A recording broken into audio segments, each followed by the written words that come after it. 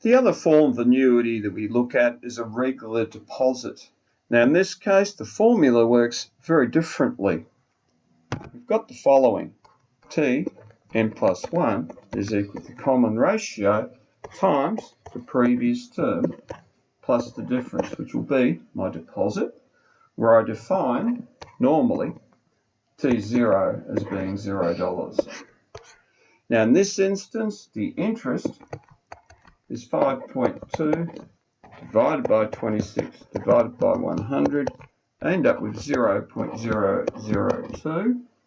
And in this case, that means Tn plus 1, 1.002, lots of Tn plus the $50. And we're starting from scratch at 0. Setting up the calculator on the sequence mode, as we've done before, making sure that you're using the n plus 1a0 option and giving quite a few terms.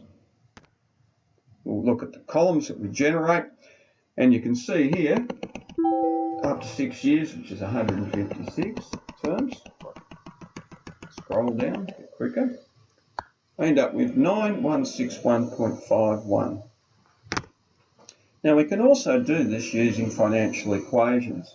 Now, depending on where you are in the sequence in which your teacher's teaching the course, you may or may not have encountered them. I'm just going to quickly demonstrate it by the financial server. Now here, 156, 5.2, present value 0, coming out of her pocket at $50 a week, 26 per year, 26 compounded, begin.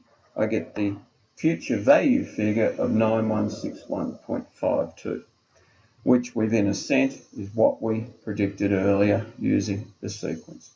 So you can actually do annuities in one of two different ways, and both are acceptable in tests or exams, albeit in assignments and maybe the odd test you might be told to use a formula approach.